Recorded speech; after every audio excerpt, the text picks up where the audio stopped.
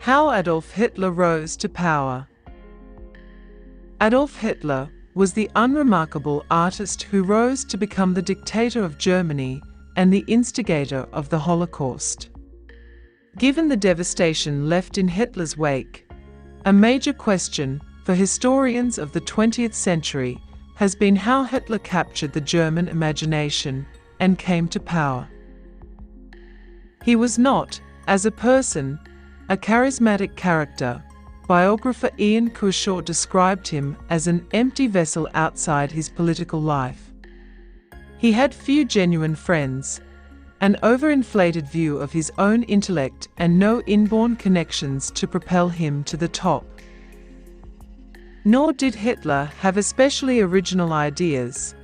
The German Workers' Party he joined in 1919, which would become the Nazi Party under his leadership, was just one of approximately 70 right-wing groups in Germany after World War I. Kershaw wrote in the biography Hitler, 1889–1936 Hubris, W. W. Norton and Company, 1998. But in the chaos of post-World War I Germany, it was Hitler's group that would gain dominance. And that was not a matter of luck, said Karl Schluns, author of The Twisted Road to Auschwitz, Nazi Policy Toward German Jews, 1933–39, University of Illinois Press, 1970. What makes the German Workers' Party different from the other 69 groups is that they don't have a Hitler, whose speaker talent and tactics are really quite effective, Schluns said. And once he achieved fame, Hitler was able to cover up his rather off-putting personality with media images of a cultured gentleman beloved by children and animals. The early years, Hitler's early life, does not hint at his future. The son of a low-level civil servant in Austria, Hitler was groomed by his harsh, authoritarian father to become a bureaucrat as well. Other than the beatings from his father, the future dictator's early childhood was relatively normal, but he became sullen and friendless in adolescence, according to Kershaw's biography. He never finished high school and, from 1905 to 1907, sponged off of his mother. In 1907, Hitler famously failed to win admission to art school, kicking off a period in which he lived in Vienna, making grand pronouncements about art, architecture and culture, but rarely making any serious effort to secure a future in art himself. In 1909, he ended up living for a time in a flop house for the homeless. He soon turned to supporting himself by selling cheap paintings of city scenes. In 1913, Hitler went to Munich, fleeing Austrian authorities who'd noticed that he dodged mandatory military service there. It was in the German military, however, that Hitler would find direction and a springboard into politics. Service in World War I gave Hitler a place in the world for the first time, Kershaw wrote, even as many of his fellow soldiers viewed him as a bit of a socially awkward oddball and prude. Germany admitted defeat in the war as Hitler rested in a hospital, recovering from a mustard gas attack. He returned to his regiment in Munich, Schluns said, where he ultimately got a job with the information unit, working in military intelligence. It was this job that put him on a collision course with the German Workers' Party. Hitler had long held right-wing nationalist views, but in a critical development, Schluns said, the army sent him to attend university lectures on German history, socialism, and Bolshevism from a right-wing perspective. In particular, Hitler ate up the words of a right-wing economist, Gottfried Feder, and a right-wing historian, Karl Alexander von Müller. It was Müller who noticed that Hitler had a talent for rhetoric, and his recommendations helped Hitler land a job in the intelligence unit as a spy keeping tabs on the German Workers' Party, Schluns said. It was Hitler's power as a speaker that turned him from informer to party member, Schlun said. During a German Workers' Party lecture, someone suggested that it might be best for Bavaria to break from the rest of Germany, splintering the country. Hitler, a German nationalist, was appalled and argued against the idea. The leader of the party, impressed with his speaking style, asked him to join the party. A few days later, on September 12, 1919, Hitler became the 55th member of the party, with the full permission of the army. Hitler became a fiery speaker on the beer hall circuit and was willing to risk the humiliation of low turnout by organizing rallies in large spaces, Kuschel wrote. His organizing talents propelled him to the top of the party's leadership. In 1920, Hitler and the other leaders of the party changed its name from the German Workers' Party to the National Socialist German Workers' Party, Nationalsozialistische Deutsche Arbeiterpartei, or Nazi for short. In 1921, Hitler was voted chairman of the party and took total control. The once tiny group began to draw new members, absorbing other right-wing groups, Schlun said. Hitler remained a cold presence in person. He's not an interesting conversationalist, Schlun said. He's really sort of a dull person, except when he appears before an audience, when somehow a switch is turned on. He could milk an audience and shape it and get it to feel. If Hitler's speaking abilities gave him the roots to flourish in the early Nazi Party, the chaos and resentment of Germany at the time were the soil that made his growth possible. The German people were in shock after losing World War I, Schlun said. They'd been told throughout the war that they were winning. They faced food and coal shortages and ended the war with millions killed and wounded. But these sacrifices were necessary, according to the army, because victory was close. They are told that for 4 years, and suddenly, they are told that we lost the war, Schlun said.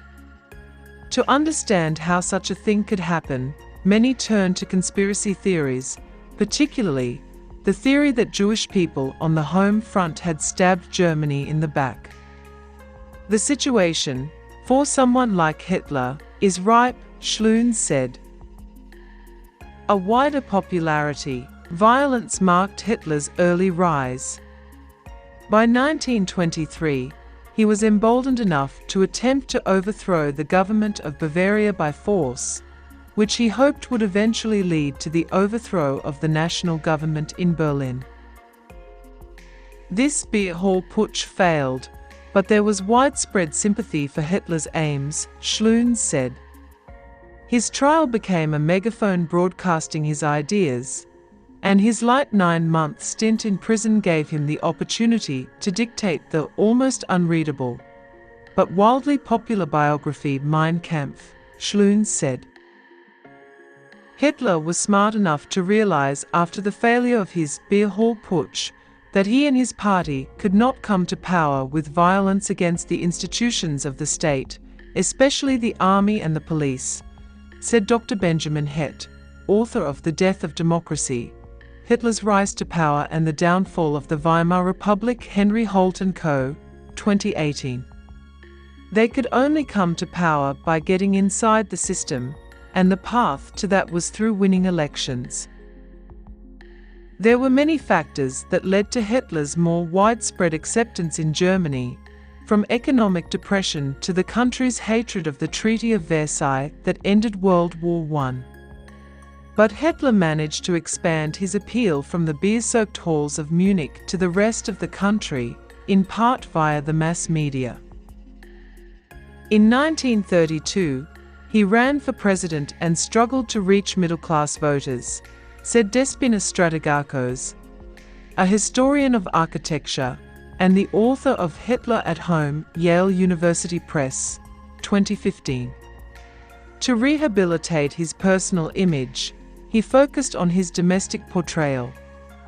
Instead of downplaying his transient, rather lonely personal history, Hitler and his propaganda team started to foreground his personal life. He's being presented as a good man, a moral man, and the evidence for that comes from his private life, Strategakos told Live Science. It's fabricated, but it's very effective. Hitler lost the 1932 election, but gained the support of many influential industrial interests.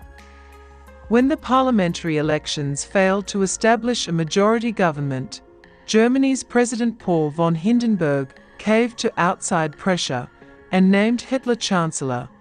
The role of Chancellor in Germany is similar to that of Prime Minister in other parliamentary systems, and Germany had both a president elected by the people and a chancellor representing the majority party in the government. In 1933, the Reichstag building was set on fire, which Hitler used as a pretext to seize emergency powers and detain his political enemies. With communists and other leftists under arrest, he was able to push a law called the Enabling Act through Parliament. The Enabling Act allowed Hitler's cabinet to institute legislation without parliamentary consent. With the backing of the conservative German National People's Party, DNVP, and with the left-leaning Social Democratic Party of Germany, SPD, barred from attending the vote on the 24th of March 1933, Hitler's proposal was passed by 444 votes to 94.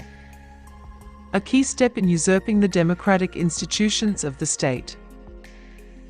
In the wake of this law came what the Nazis called Gleichschaltung, or coordination, a process in which any organization at all that could possibly form the basis of opposition was abolished or taken over by the Nazis, said Het.